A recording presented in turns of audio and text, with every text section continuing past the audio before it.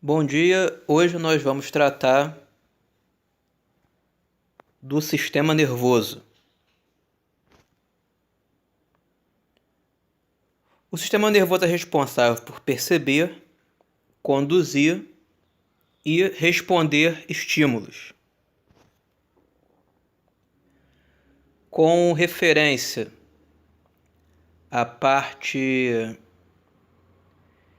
de citologia do sistema nervoso, ele vai ser composto principalmente por dois tipos de células. A primeira são os neurônios, que são as unidades funcionais do sistema nervoso. Isso quer dizer que são as células que vão efetivamente realizar essa captação, a percepção e a resposta dos estímulos nervosos. E a neuróglia ou células da glia, que são as células acessórias. Então isso significa que os neurônios, embora desempenhem a função efetiva do sistema nervoso, eles precisam de um aparato no seu entorno que vão auxiliar no cumprimento da função e também garantir a própria sobrevivência dos neurônios. Então, essas células da glia ou a neuróglia vão cumprir esse papel de dar suporte aos neurônios.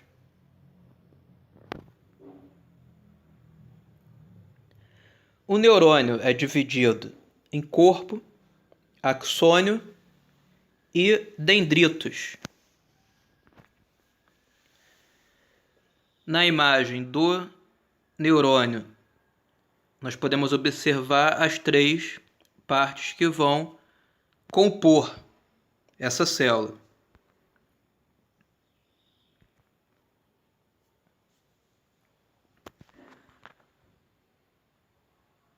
O corpo do neurônio corresponde à estrutura que é geralmente arredondada, que está em uma extremidade do axônio, né? E é onde nós vamos observar a presença do núcleo dessa célula. Então o neurônio tem um núcleo, esse núcleo vai ficar presente no corpo dele.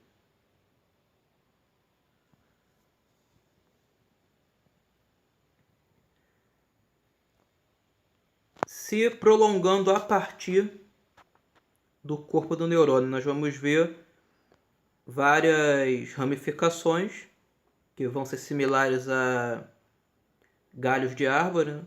Mas uma delas vai ter uma dimensão mais significativa do que as outras, vai ter uma espessura maior. E é justamente o que nós observamos aqui,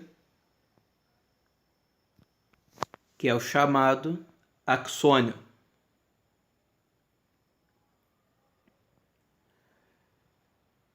Os axônios, eles vão, na sua parte terminal, ter divisões. E essas extremidades dessas divisões, cada extremidade da estrutura,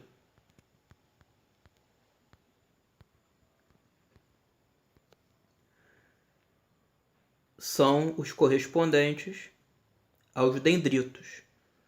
Então, os dendritos são as estruturas terminais do axônio e também vão se prolongar a partir do próprio corpo do neurônio. A partir do corpo também vão haver dendritos. Então, eles vão se bifurcar tanto, se originar tanto do axônio como do próprio corpo do neurônio. E vão ser os dendritos que vão efetivamente fazer essa captação do estímulo e a transmissão dele para um outro neurônio ou para um órgão efetor. O axônio ele vai ser, na maior parte das vezes, mas não sempre, envolvido por outras células que nós vemos aqui na cor verde, envolvendo o axônio. Essas células são as células de Schwann e elas fazem um envoltório no axônio que é chamado de bainha de mielina. Então essa estrutura esverdeada que nós observamos envolvendo o axônio é a bainha de mielina. E ela é importante pelo seguinte, porque ela vai cumprir a função de acelerar a transmissão do estímulo nervoso. Então esse estímulo ele é transmitido mais rapidamente através do axônio quando ele é envolvido pela bainha de mielina. A maior parte dos neurônios vão ter a bainha de mielina, mas não vão ser todos. Vão haver alguns que não têm.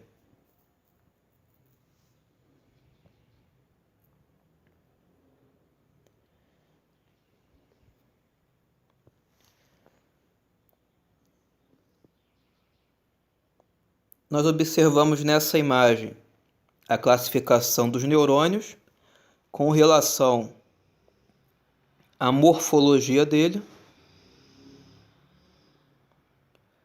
Ele pode ser unipolar, que é onde esse neurônio vai apresentar um corpo, um axônio, com os dendritos na parte terminal desse axônio, sem outra ramificação de percepção nervosa. Então esse neurônio ele não tem mais de uma via para transmitir ou para captar o estímulo. O neurônio bipolar, que é um neurônio que vai ter, a partir do seu corpo, dois axônios se ramificando. Então ele vai ter dois axônios se originando a partir do corpo. Então ele vai ter dois pontos de captação de estímulo, portanto dois polos, né? Por isso que vai ser bipolar. O terceiro tipo é o pseudo-unipolar. Nesse caso, a partir do corpo vai se originar um axônio só, mas esse axônio se divide novamente e gera dois ramos distintos. Então, o pseudo-unipolar vem do fato de que ele originalmente é unipolar, porque tem um ponto de ramificação a partir do corpo, mas ele vai se dividir em dois. Então, pseudo-unipolar significa que ele é um neurônio unipolar falso. Ele é unipolar na origem, mas funcionalmente ele vai ser bipolar. Por isso, pseudo-unipolar. E o multipolar é o tipo que nós vimos no exemplo anterior, né? Que é o tipo de neurônio mais comum, que ele vai ter um axônio se originando do corpo, com os dendritos na terminação desse axônio, só que a partir do corpo desse neurônio vão ter vários dendritos se originando. Então ele acaba tendo vários pontos de transmissão de estímulo e de captação. Então ele vai ser o multipolar por conta disso.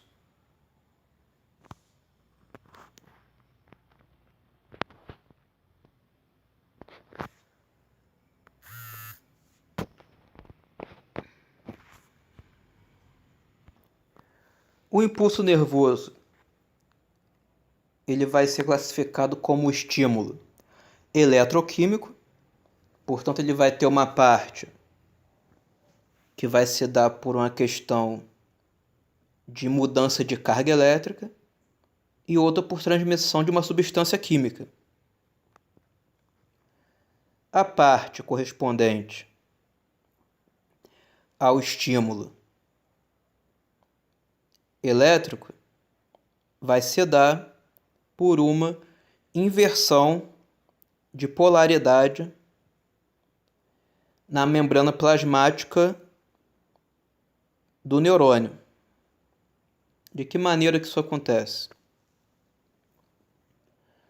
Nós temos em todas as células do corpo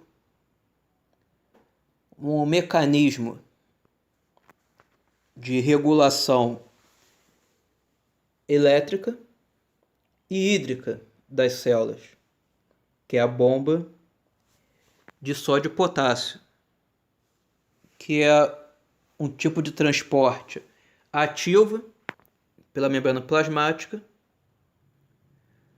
através do qual a célula constantemente está expulsando o sódio que está em excesso dentro da célula e trazendo o potássio que está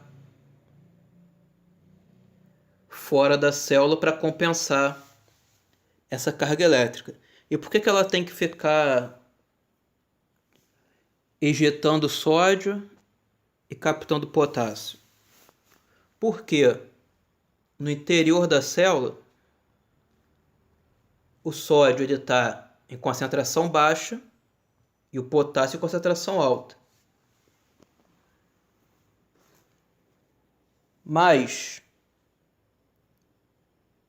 no meio extracelular, ou seja, na parte externa à célula, o sódio tem concentração alta e o potássio tem concentração baixa. Então, no mecanismo de transporte passivo, por diferença de concentração, naturalmente o sódio vai entrar na célula e o potássio sair, por conta da concentração tá diferente do meio externo. Só que o sódio ele é um carreador de água. Então o sódio, onde ele vai, ele acaba levando água junto. Então se a célula deixar o sódio ficar entrando e levando cada vez mais água de forma indiscriminada, num dado momento a célula vai acabar rompendo a membrana por excesso de líquido interno. Então ela tem esse mecanismo da bomba de sódio e potássio para colocar o sódio para fora, ele vai levar água junto, e para manter o equilíbrio elétrico da membrana, ela vai trazer o potássio, porque o sódio é um íon positivo. Então, para não alterar o equilíbrio elétrico da célula, ela traz o potássio, que também é um íon positivo. Então, nessa condição normal de toda a célula, com a bomba de sódio e potássio ativa, você tem a membrana plasmática com uma carga mais positiva externamente e mais negativa internamente. Porém, quando o neurônio vai conduzir um estímulo, ele vai interromper temporariamente a bomba de sódio e potássio em trechos alternados da membrana plasmática. E isso vai causar um desequilíbrio elétrico que vai resultar em uma corrente elétrica. Então, essa corrente elétrica vai percorrer o neurônio através da interrupção da bomba de sódio e potássio, causando uma alternância de polaridade na membrana. Isso faz com que percorra por ela um estímulo elétrico. E a parte química desse estímulo vai se dar pelos neurotransmissores. Os principais neurotransmissores que nós temos são a noradrenalina, ou norepinefrina também pode ser chamado, e a acetilcolina. São os dois principais neurotransmissores.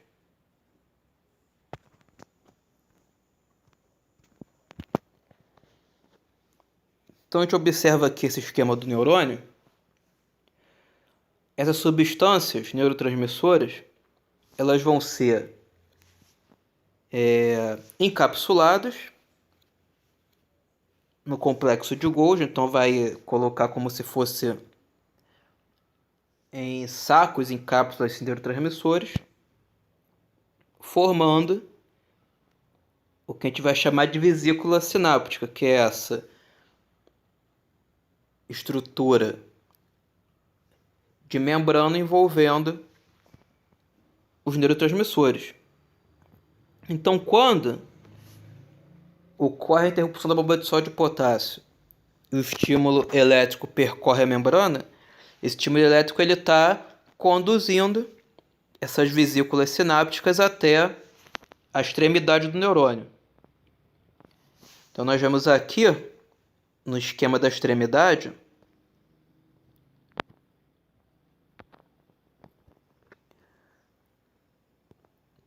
o botão sináptico. Isso aqui é a extremidade final por onde vai ser transmitido o estímulo nervoso, também captado, né? Então esse é o botão sináptico. Então a parte de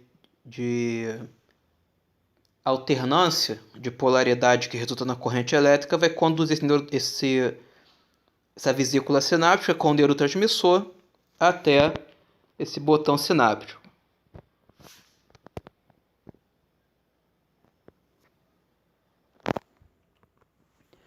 E esse botão sináptico, a gente está vendo ele aqui de novo, ele vai estar ligado a um outro neurônio ou a um órgão efetor. Então esse botão sináptico ele vai soltar esses neurotransmissores ou para outro neurônio ou para um órgão efetor. E aqui nós estamos vendo esse botão sináptico dentro de uma cavidade. Essa cavidade aqui é do próprio órgão que vai efetuar essa função. Essa fenda onde o botão sináptico está inserido é a fenda sináptica, é a junção de um botão sináptico com o órgão efetor que vai receber esse estímulo. Então ele é o ponto final da transmissão do neurotransmissor pelo neurônio. E essa vesícula sináptica ela vai descendo, e a gente consegue ver aqui que ela se abre no botão sináptico e solta os neurotransmissores dentro da fenda sináptica. Então ele vai ser captado pelo órgão para poder desempenhar a função que está sendo ordenada a ele. E se fosse para outro neurônio, a mesma coisa, transmitir esse estímulo para o neurônio seguinte e para o próximo, até esse estímulo chegar ao órgão que tem que receber aquela instrução. Então essa junção entre o neurônio e um órgão, ou entre dois neurônios, nós vamos chamar de sinapse.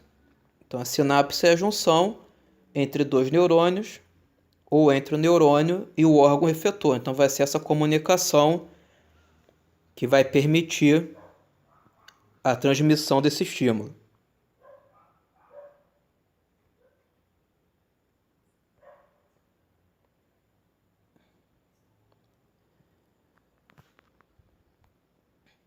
Nós temos aqui uma imagem que mostra um comparativo entre dois neurônios.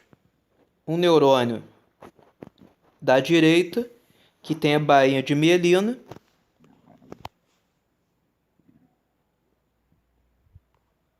e um neurônio da esquerda que não tem a bainha de mielina.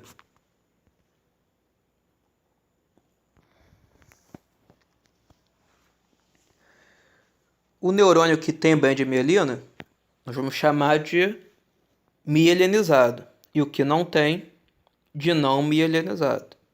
E qual a diferença funcional entre os dois?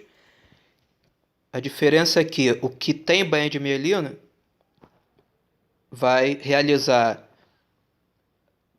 a transmissão do estímulo de forma mais rápida. Então, portanto, ele é mais eficiente do que o neurônio que não tem banho de mielina.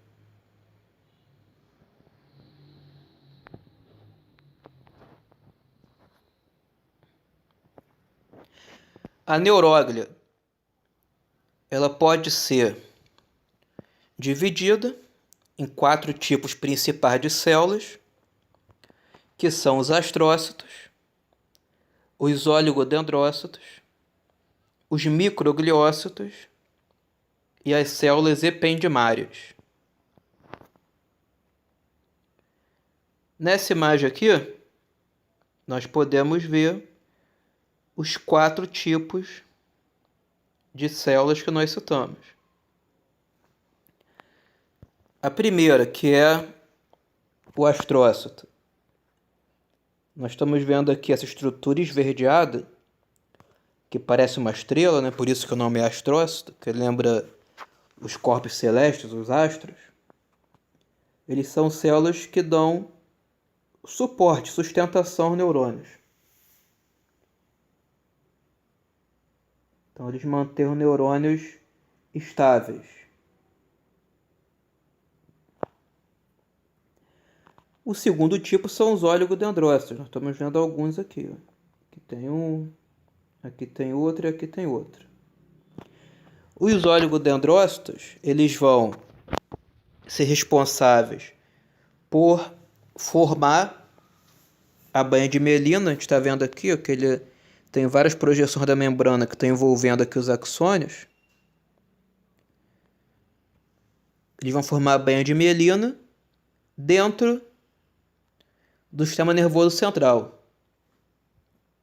Quando esse axônio está fora do sistema nervoso central, então o sistema nervoso periférico, quem vai formar a banha de mielina é a célula de Schwann.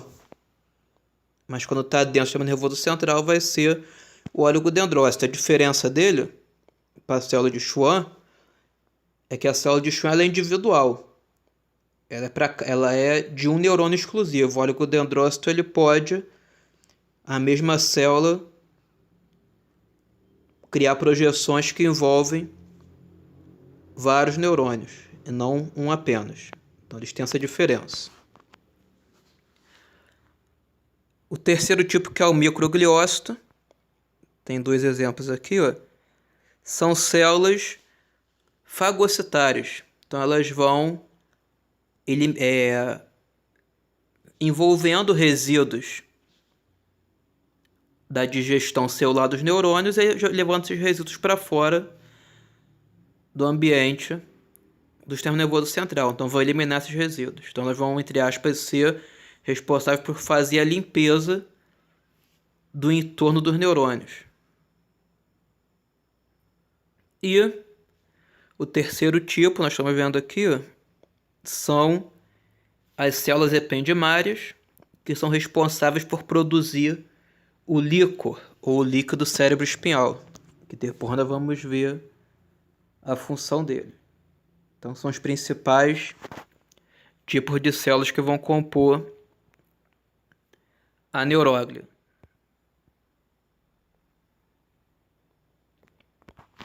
Com relação à histologia do sistema nervoso central, questão dos tecidos. Nós vamos ter no sistema nervoso central 2 tipos principais de tecidos, que são a substância branca e a substância cinzenta. A substância branca é formada pelos axônios dos neurônios e a substância cinzenta formada pelos corpos dos neurônios. Normalmente, quando alguém quer ofender outra pessoa, vai falar o quê? Que ela não tem massa cinzenta, para sugerir que ela não é inteligente, né? E de onde que se origina isso?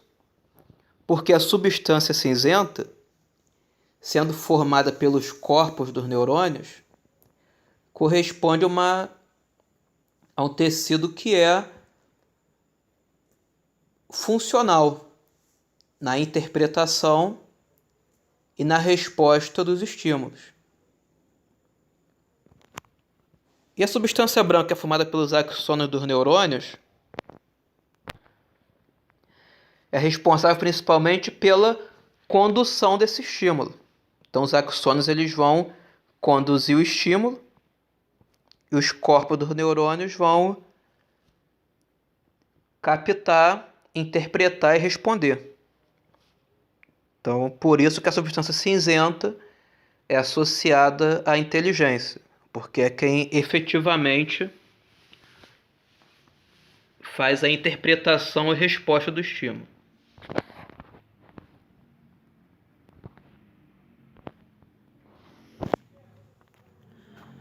Nós temos um quadro mostrado aqui com a divisão anatômica do sistema nervoso. Então, o sistema nervoso ele vai se dividir inicialmente em sistema nervoso central e sistema nervoso periférico. E nós podemos abreviar esses dois primeiros níveis de divisão, né? O sistema nervoso central ele vai ser mais chamado de SNC e o sistema nervoso periférico vai ser mais chamado de SNP. Então eles podem ser abreviados. O sistema nervoso central ele vai se dividir novamente em encéfalo e medula espinhal. E é importante se ter em mente uma clareza de entendimento quando for se falar em encéfalo,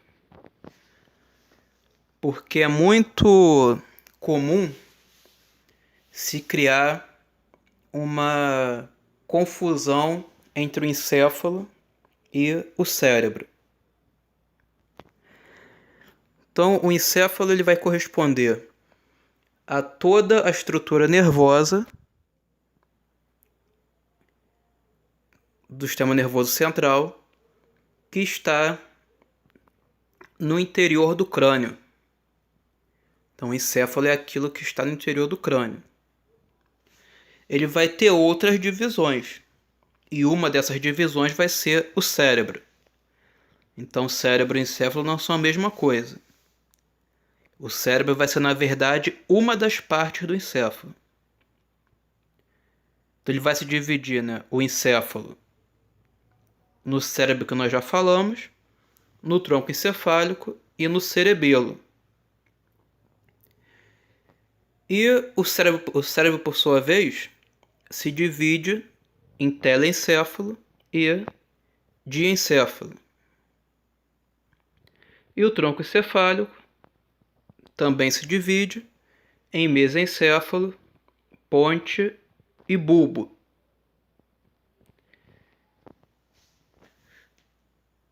No sistema nervoso periférico, nós vamos ter a divisão em gânglios, nervos e terminações nervosas, sendo que os nervos se dividem em nervos espinhais, correspondentes aos 31 pares de nervos que vão se originar a partir da medula espinhal, e nervos cranianos, correspondentes aos 12 pares que vão se originar a partir do encéfalo.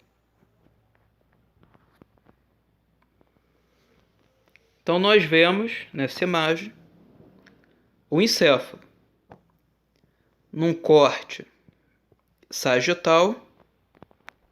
Nós estamos vendo a face interno do cérebro. Então, o que nós temos aqui demonstrado? Essa estrutura mais superior, que ocupa o maior volume do encéfalo, faz parte do cérebro e vai ser o telencéfalo. A parte mais inferiormente a ele, roxa, é o diencéfalo. Seguindo ao diencéfalo, nós vamos ter a estrutura rosa, que é o mesencéfalo. Abaixo dele, a verde clara, que é a ponte. E mais abaixo, uma verde um pouco mais escura, que é o bulbo. Então, o mesencéfalo, a ponte e o bulbo vão compor o tronco encefálico. E posteriormente ao tronco encefálico, nós vamos ver uma estrutura verde bem mais escura, que é o cerebelo. O cerebelo significa pequeno cérebro, porque ele é muito similar ao cérebro anatomicamente, né? Só que ele tem uma dimensão bem mais reduzida. Todos eles juntos vão formar o encéfalo.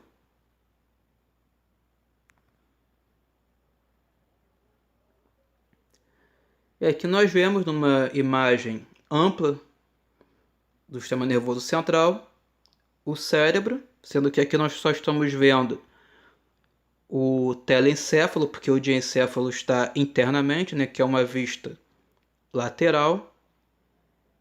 O tronco encefálico, só que aqui nós só vamos ver a ponte e o bulbo, porque o mesencéfalo também está coberto pelo telencéfalo, porque essa vista é uma vista lateral. E por último, no encéfalo, o cerebelo. E inferiormente ao encéfalo, a medula espinhal.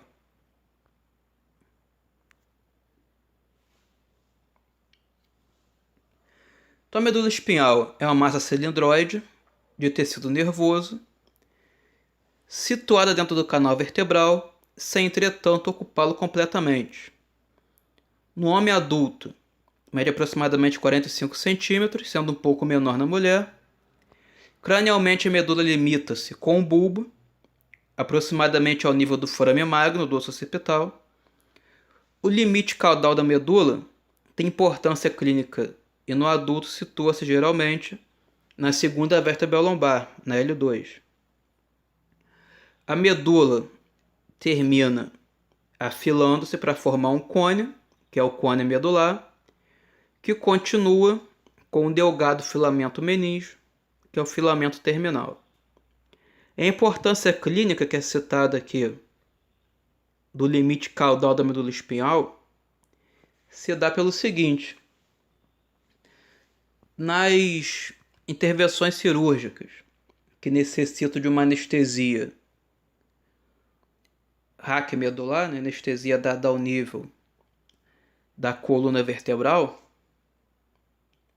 é fundamental na execução dessa incisão anestésica que a punção seja realizada abaixo do nível da vértebra L2.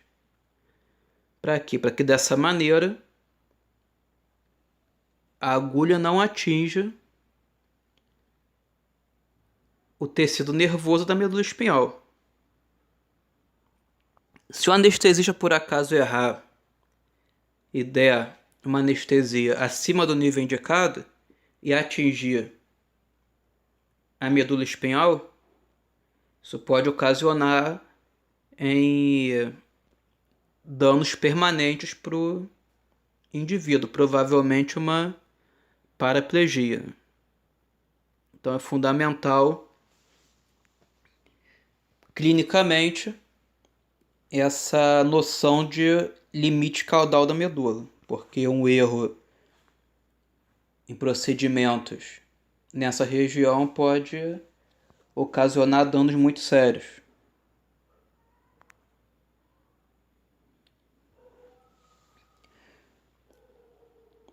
A medula espinhal dá origem aos nervos espinhais, através de duas redes nervosas, uma anterior e uma posterior, chamadas de filamentos radiculares.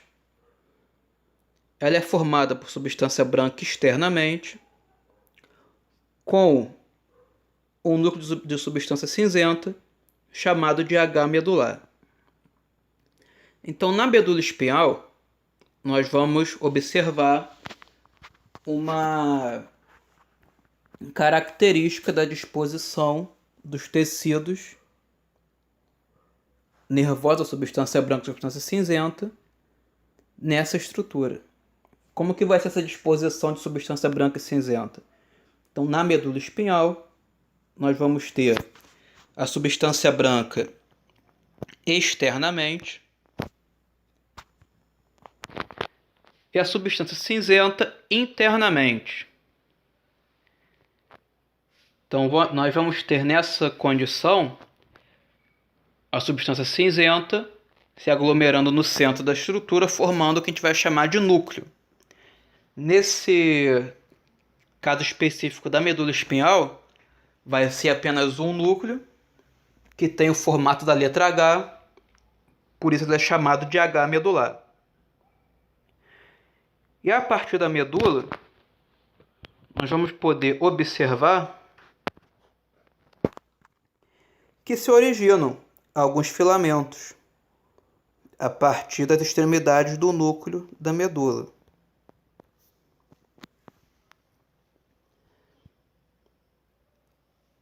Esses filamentos vão se unir e formar o nervo espinhal. Então, cada nervo espinhal é formado por filamentos que se originam anteriormente e posteriormente.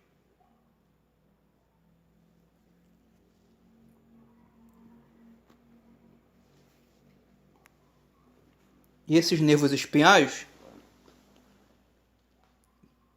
vão ter uma raiz anterior, que sempre é uma raiz motora, e uma raiz posterior, que sempre é uma raiz sensitiva. Então, por conta disso, por ter uma raiz motora e uma sensitiva, todo o nervo espinhal vai ser um nervo misto. Ele tanto vai transmitir estímulos do sistema nervoso central para os órgãos efetores, como também levar estímulo dos órgãos efetores para o nervoso central. Ele vai ser uma via de mão dupla na transmissão do estímulo. E na raiz sensitiva do nervo espinhal, nós vamos observar uma dilatação, e essa dilatação é o gânglio espinhal. E o que é um gânglio? Um gânglio é uma concentração de corpos de neurônios, substância cinzenta, portanto, fora do sistema nervoso central. Então, eles vão estar localizados nas raízes sensitivas dos nervos espinhais.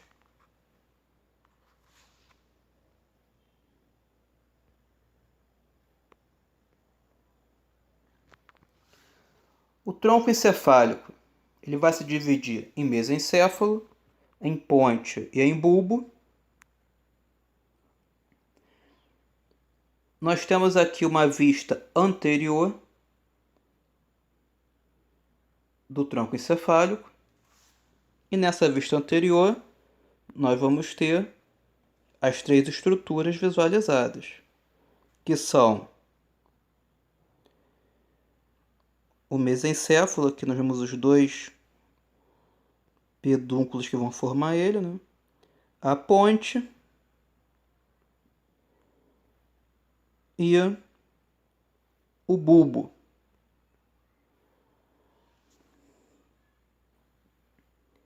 Então, são as três estruturas que vão formar o tronco encefálico: o mesencéfalo, a ponte e o bulbo.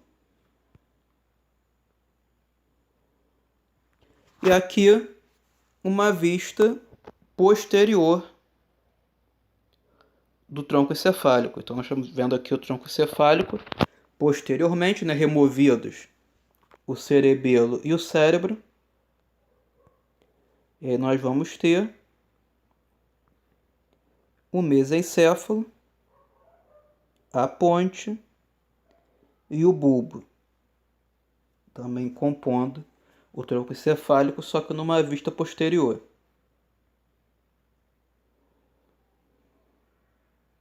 E nós observamos nessa imagem um corte no nível do mesencéfalo, onde nós observamos que a disposição dele de substância branca e cinzenta, do tronco encefálico em geral aqui, né, é similar à medula. A substância branca está externamente e a substância cinzenta vai estar internamente formando o núcleo. Só que no caso do mesencéfalo e do tronco encefálico como um todo, diferente da medula, nós não vamos ter apenas um núcleo. Nós vamos ter vários núcleos menores.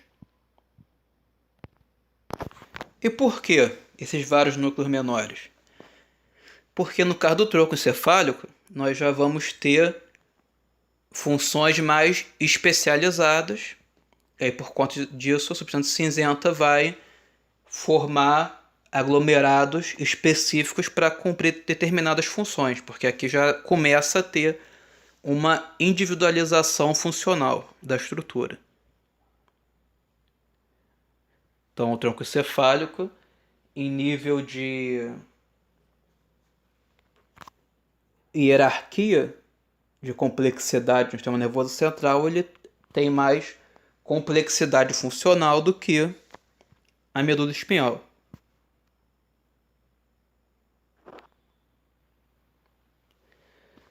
O cerebelo, ele fica localizado posteriormente ao tronco encefálico, sendo conectado especificamente à ponte. Possui um centro branco medular, formado por substância cinzenta externamente, e essa disposição é chamada de córtex. Então, quando nós temos agora no cerebelo, e também no cérebro vai ser assim, vamos ter uma inversão dessa posição das substâncias nervosas. Agora, a substância branca vai estar localizada internamente na estrutura e a substância cinzenta localizada perifericamente na estrutura. E quando isso acontece, nós vamos ter o córtex. Então, o cerebelo vai ter um córtex e o cérebro também vai ter um córtex. Apesar disso, o cerebelo também possui núcleos. Então, ele vai ter substância cinzenta externamente formando um córtex, mas ainda vai ter núcleos no interior da substância branca também. Podemos dividir o cerebelo em 3 lobos: lobo flóculo nodular, lobo anterior e lobo posterior.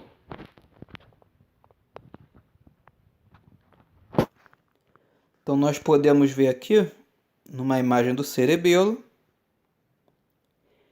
a divisão dos 3 lobos. Esse mais anterior é o lobo flóculo nodular, seguido pelo lobo anterior e o maior deles, que é o lobo posterior, que é tudo que sobrou para cá.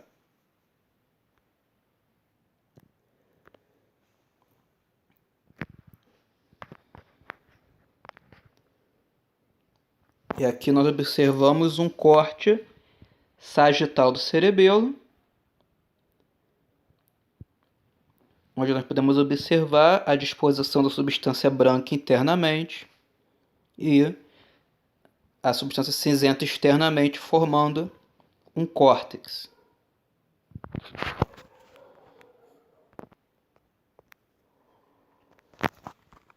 Nessa outra imagem, nós observamos um corte axial do cerebelo, e aqui é possível ver bem claramente, né, a substância branca internamente ao cerebelo, que é a substância branca, substância cinzenta formando um córtex e internamente a substância branca. Ainda vamos ter aqui a presença de núcleos no cerebelo também.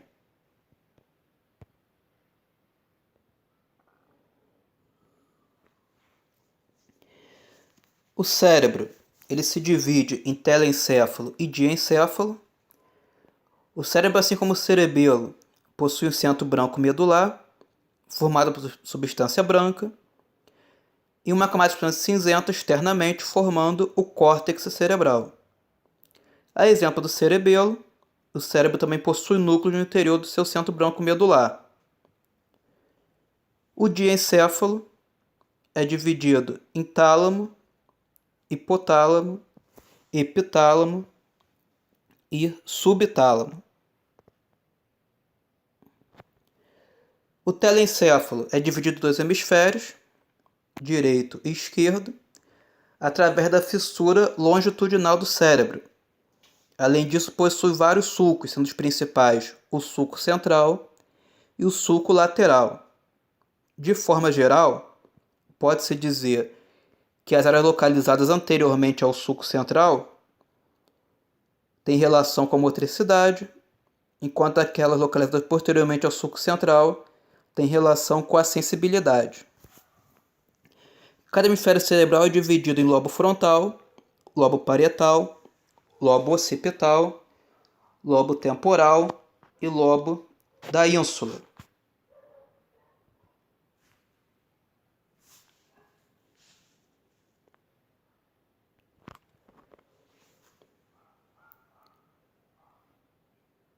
Os hemisférios cerebrais são ligados por comissuras interhemisféricas, que são formadas por substância branca, ou seja, na verdade, são axônios que levam informações de um hemisfério para o outro.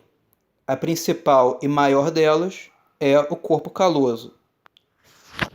E os núcleos do cérebro são o claustro, corpo amidaloide, núcleo caudado, putamen e globo pálido.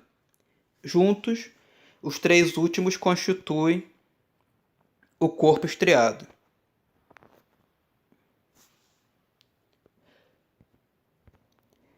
Aqui nós observamos o corte sagital do encéfalo e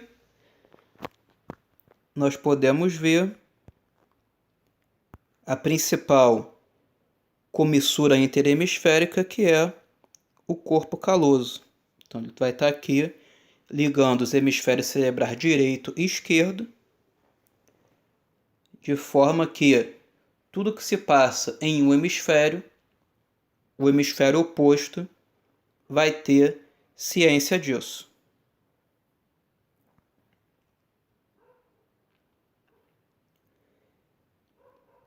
E vou aproveitar para falar aqui um pouquinho de questão funcional, antes de falarmos do cérebro especificamente, né, funcionalmente, dedicar uma parte só para ele.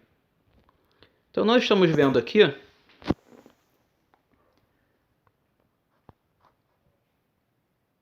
no tronco encefálico as três partes que o compõem, né? O mesencéfalo, a ponte e o bulbo. O mesencéfalo ele vai ter a função principal de motricidade voluntária.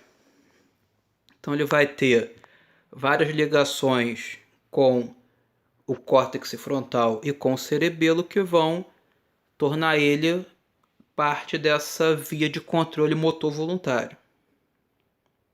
Além de que também ele tem núcleos mais posteriores que são muito importantes para a audição e para a visão. A ponte, ela, por estar ligada ao cerebelo, vai ter a principal função de equilíbrio. Então ela tem uma ligação íntima com o cerebelo, por isso a principal função dela é a manutenção do equilíbrio. E o bulbo ele vai ter várias funções fundamentais, principalmente porque nele vai estar o núcleo do nervo vago, que é o principal componente do sistema nervoso autônomo na sua divisão parasimpática. Então o bulbo ele vai comandar várias funções vitais, participa do comando dessas funções, como batimento cardíaco, respiração, regulação de pressão arterial. Então ele é muito importante na questão de regulação autônoma do organismo. Ou seja, as funções que nós não temos o controle voluntário. E o cerebelo, ele vai ter como funções manutenção do equilíbrio, do tônus muscular, da postura e também tem um papel muito importante na coordenação motora fina. Então, movimentos de precisão, esses movimentos executados com extremidade das mãos, dos dedos, como catar um grão de arroz, apertar um botão, rotacionar uma chave de fenda, o cerebelo também vai ter uma função muito importante nessa motricidade fina.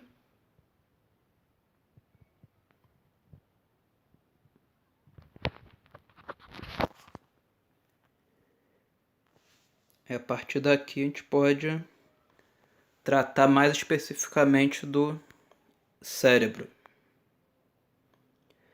Então nós observamos aqui uma imagem do encéfalo, né, mas o destaque é para o cérebro. E nós podemos ver nessa imagem mais superior, está um pouco maior, que o cérebro está dividido em algumas cores. Aqui o telencéfalo está dividido em cores específicas. Uma azul, uma verde, uma laranja e uma vermelha. Essas cores estão correspondendo aos lobos cerebrais, que são a parte azul, lobo frontal, o verde, lobo parietal, o laranja, o lobo temporal e o vermelho, o lobo occipital. E na imagem mais abaixo, nós temos aqui duas pinças afastando o lobo temporal do lobo parietal. Então está abrindo aqui. Então, a gente está vendo aqui abrindo os dois lobos que são temporal e o parietal. Você vê que tem ainda um outro lobo que está profundo a esses dois, que é o lobo da ínsula. Então, os lobos são frontal, parietal, temporal, occipital e o lobo da ínsula. Só para citar aqui, eu acabei não mostrando, né? Os dois principais sulcos do cérebro são o sulco central e o sulco lateral. São dois sulcos principais, né? No caso, para nós podermos ver o lobo da ínsula, nós temos que abrir a região do sulco lateral para esse lobo poder ficar exposto. No aspecto funcional, em resumo, porque vai muito além disso, é muito mais complexo, mas de forma geral, se pode atribuir funcionalmente ao lobo frontal a motricidade voluntária e o raciocínio lógico-matemático. Então seria a parte responsável pelo raciocínio lógico-matemático e motricidade voluntária. No lobo parietal, pode-se atribuir de maneira geral a sensibilidade geral, ou seja, a sensibilidade ampla do corpo, ela é interpretada no lobo parietal. O lobo occipital, ele tem funcionalidade principalmente na visão. Então, a principal função dele é a visão. E o lobo temporal tem como funções principais a audição e a memória. E o lobo da ínsula tem como principal função a interpretação das emoções, que a gente chama de sistema límbico, né? Que são várias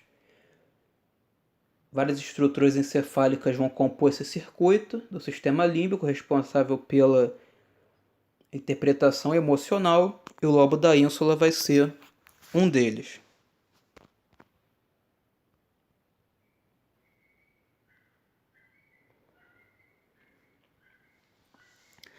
Aqui nós temos um corte coronal do cérebro. E nós vemos aqui, né, nesse corte coronal, a disposição do tecido nervoso, né, substância cinzenta externamente, formando um córtex, e substância branca internamente, formando um centro branco medular. Mas mesmo assim, no interior da substância branca vão estar presentes os núcleos do cérebro. Então o cérebro também vai ter núcleos, apesar da substância cinzenta estar disposta no córtex. Ele também vai ter núcleos.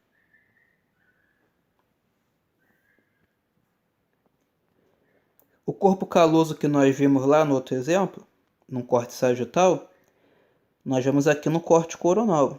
A gente vê bem como é que ele vai ligar o hemisfério direito ao esquerdo, de maneira que todos vão ter consciência do que se passa no hemisfério oposto.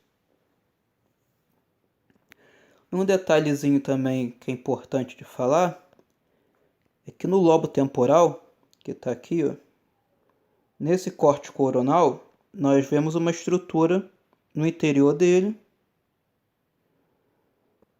que é o hipocampo. O que é o hipocampo? É uma massa cilíndrica de substância cinzenta alojada no lobo temporal. O hipocampo é responsável principalmente pelo armazenamento da memória recente, ou seja, aquilo que acontece de imediato ou há pouco tempo fica armazenado no hipocampo. E uma característica importante a se citar, acho que eu não tinha falado isso ainda, que os neurônios, quando morrem, eles não têm substituição. Diferente de célula cutânea, célula muscular, em que vão se gerar divisões das células para suprir aquelas que morreram, um neurônio morto não é reposto. Então, por isso que quando você tem acidente vascular encefálico, né, onde alguma área do sistema nervoso central é danificada, lesionada, ou seja, que os neurônios daquela região morrem, aquela função não vai ser cumprida. Então a pessoa fica com uma sequela por conta daquilo. Então essa sequela é causada por conta da morte de neurônios e aquela função deixa de ser exercida. Ah, mas eu tenho um conhecido que teve um AVC, ficou com uma paralisia, fez fisioterapia, fez exercício e recuperou parte do movimento. O que aconteceu ali? Isso acontece por estimulação que é ofertada a esse paciente, vai fazer com que outros neurônios acabem assumindo a função daqueles que morreram. Só que como eles não foram originalmente projetados para aquilo, eles não vão conseguir executar aquela função de forma perfeita. Então essa estimulação ela vai gradativamente causando uma adaptação. Outros neurônios pegam aquela função, mas vão executar de forma imperfeita, porque não é o papel principal deles. Então a pessoa acaba recuperando parcialmente o movimento ou até algo muito próximo do que era anteriormente, mas ele não vai executar com perfeição aquelas funções que foram perdidas. Mas ele consegue se recuperar e ter uma vida funcionalmente produtiva. Mas a execução perfeita do que foi perdido ele não vai ter mais.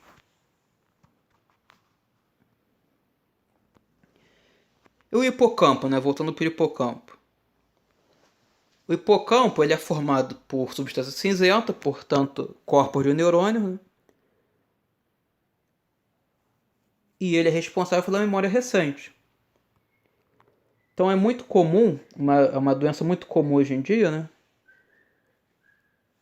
Que acaba afetando o hipocampo é o mal de Alzheimer. Então o que o mal de Alzheimer faz? Ele vai causando uma degeneração dessas células do hipocampo. E como elas não se regeneram, o que vai acontecendo? A pessoa vai perdendo gradativamente a capacidade de armazenar acontecimentos recentes da vida dela. Então ela lembra do aniversário de 1 ano, do filho que agora tem 30. Lembra da escalação do Brasil campeão de 58.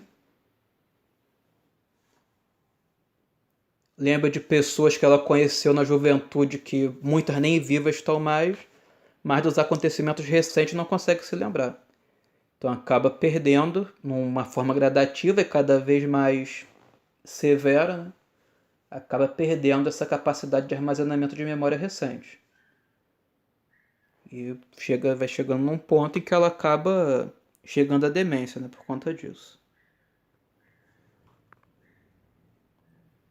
Isso acontece por degeneração dos neurônios do hipocampo. Então, o mal de Alzheimer faz isso. Ele atinge o hipocampo, como as células não se regeneram, a pessoa vai perdendo a memória recente num processo cada vez mais agudo, até o ponto que ela fica funcionalmente incapaz.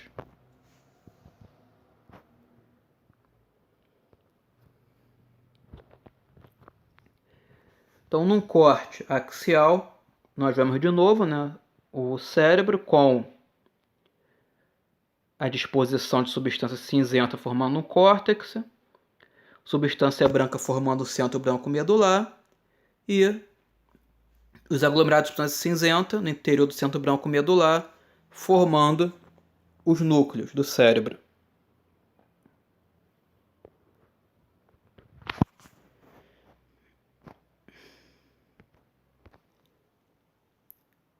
Então, as meninges são 3 membranas que é o sistema nervoso central, sendo elas da disposição da mais externa para a mais interna, a dura mater, a aracnoide e a pia mater. O líquor é um líquido que circula entre as meninges. Os ventrículos são cavidades dedicadas à produção e passagem de líquor. São 4 no total, sendo eles os ventrículos laterais no telencéfalo, o terceiro ventrículo no diencéfalo e o quarto ventrículo entre o tronco encefálico e o cerebelo. Então, pessoal, eu vou, por hoje, encerrar aqui nas meninges, senão vai acabar ficando grande demais o vídeo, porque apesar de faltar pouco slide, ainda tem muita coisa para falar dos outros que estão faltando. Então eu vou parar por aqui e amanhã eu vou fazer uma segunda parte para mandar para vocês. Então vou já disponibilizar o material. Aí vocês podem baixar ele aí no celular de vocês.